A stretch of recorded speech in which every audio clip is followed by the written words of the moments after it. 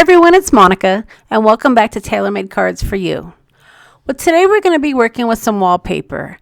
Now, not actual wallpaper, but some of the wallpaper that's in the Tim Holtz Idea-ology collection.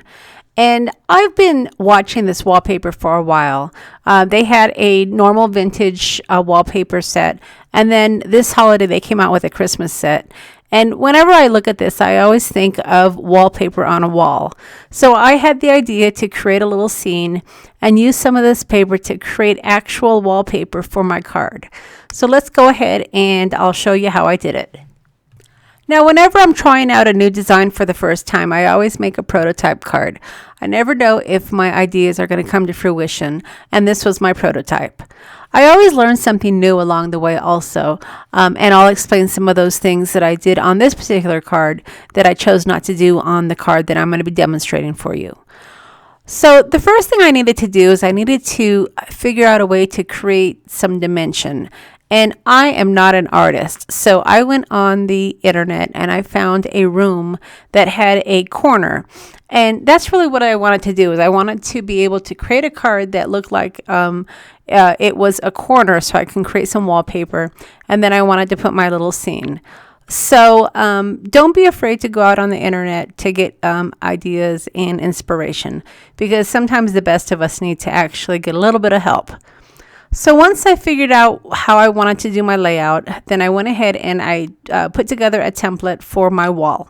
And then it was just a matter of picking out some wallpaper. Now, the wallpaper that I actually chose for my card was from just the vintage selection. It wasn't from the Christmas stack. But don't worry, I am going to show you how I use some of that Christmas wallpaper as well. So once I had my template, it was time to go ahead and cut out my wallpaper. And all I did was simply attach my template to my wallpaper and then trim it accordingly. Now, I wanted to make sure I had room on my ceiling as well as my floor, because I had planned on adding some washi tape to create my wood planks. And then I also wanted to create a ceiling with some plaster, and I'll show you how I did that as well. Now, this is another card where you probably want to use an assembly line if you're going to make a few of these. There are several steps to this card, but using the template, you can easily cut out several pieces of wallpaper and create several cards all at the same time. And if you cut your template out on some good sturdy cardstock, this is a template that you can put in your stash and use time and time again. All right, so now that you have your wallpaper, what you're going to want to do is take your wallpaper and cut it in half. Yes, I said cut it in half. Now, the reason for this is because when I created the first card, I really didn't have a good distinction of my corner. And I ended up taking a pen with some white ink and drawing the line down the corner just to make it a little bit more distinct. But then I decided on the next card I was going to go ahead and cut that wall in half, so that way when I put the pieces together, you'll be able to see the corner a lot better.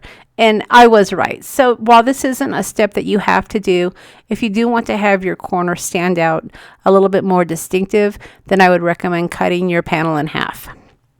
All right, so in order to create the floor, I did have some washi tape that looked like wood planks, and it worked perfectly. I'm not really sure where I got this washi tape. I am a bit of a hoarder when it comes to washi tape, and whenever I see something that I like, I usually just pick it up and stick it in my stash. So just find some washi tape that'll work well and look like a floor, and add 3 or 4 pieces. Now, the next thing you want to do is put some plaster on your ceiling. And for this, I am using texture paste. Now, I'm not really using any template or anything to do this. I just simply got my wallpaper and figured out exactly how low I wanted my ceiling to go, and then I added some texture paste. Now, I did have an idea to use this little scraper to give it a little bit more texture and some design, but after I had gone through this, I really didn't like the way that it looked. So I just got my palette knife again, and I just smoothed it out and made it look a little bit like popcorn ceiling. So even when I am putting a design together, if I'm trying something for the first time, my first idea doesn't always work out, but it's easy enough to fix typically, so don't be afraid to try different things. Okay, so now that we have the plaster in place, it's time to go ahead and just dry it really thoroughly. We're going to be adding lots of elements, so you want to make sure that your paste is dry, so that way when you're moving your card around and adding some of your paper, it doesn't get smeared. So before actually adding the wallpaper, I wanted to go ahead and add some color to my ceiling. And I believe the color that I used was antique linen. And all I did was just get my distress ink and just add some color to the ceiling. It doesn't necessarily have to be dark. You don't even necessarily have to do this step. But again, I didn't want it to just be white. I like my cards to look a little vintagey, a little old, and antique linen just adds the right amount of color. All right, so as I indicated before, I did want to go ahead and cut my wallpaper in half. And this will help define the corner a little bit more. This is a step you could definitely skip, but if you want a nice defined corner, I would recommend going ahead and cutting your wallpaper in half. And then I used some tape from my ATG gun just to adhere my paper. Hopefully you've trimmed it down so it's not going to be laying over your ceiling. If it is, you may want to just move it down just a bit because it will be harder to adhere your tape and your paper to texture paste. So keep that in mind. Now we probably made the wallpaper a little bit wider than we needed to, but that's not a big deal. Just go ahead and adhere it down to your paper. And then once it's adhered, go ahead and take your scissors and trim off the edges. All right, so at this point, the base of our card is pretty much complete. Now it's just time to decorate our room. So for that, I'm going to go ahead and turn on some Christmas music and let you sit back and enjoy the process. And then I'll be back at the end of the video to finish it off.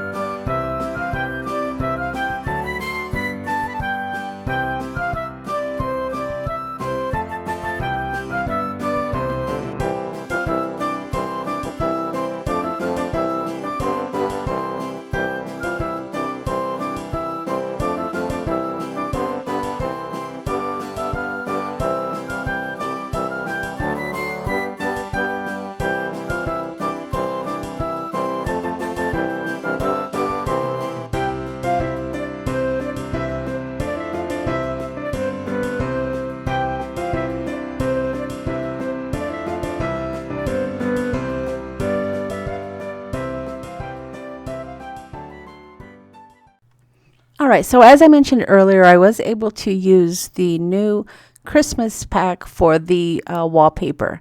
And that, of course, is the window.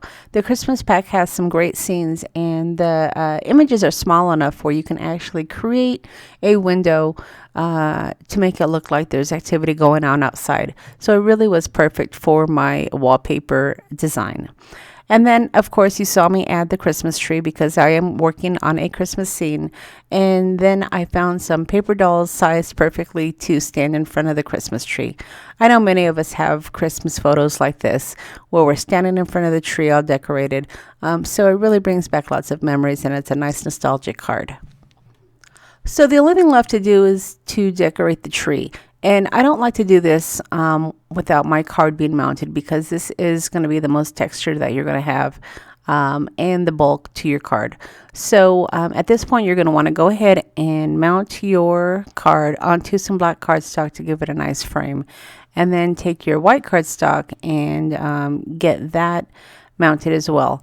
And then you'll be ready to decorate your tree. Now there's a couple of ways that you can decorate your tree. On the first card that I shared with you earlier, I use some Nuvo drops or stickles if you have those, and those work great. But for this card, I actually took some of my gems and I added those to my tree. There's other things you can also put to the tree. You can use rope, sparkles, sequins probably is a good thing to decorate as well. But I kept it simple. I just used some of my beads and my gems to decorate my tree. Now remember, if you do use your Nuvo drops or your stickles, you're going to need time for it to dry. And then if you are using some of those little gems, you may want to add a little bit more adhesive, especially if you're going to be putting them in the mail. You don't want any of your gems to be falling off. Alright, so as always, I will leave a list of all the products that I've used to create the card along with the links to the stores. If you've enjoyed the video, don't forget to leave me a thumbs up. While this was one of my newer designs, I was really pleased with the way that it turned out. So let me know what you think of the design. It's always fun to be able to come up with fun, creative ways to create our cards. And like I said, this one was a new design for me, and I was really pleased with the outcome. Now, if you haven't subscribed to my channel yet, don't forget to hit that subscribe button before you head out. And as always, I really appreciate you stopping by and checking out some of my videos. All right, everybody, thanks so much for stopping by, and we'll see you again in a few days.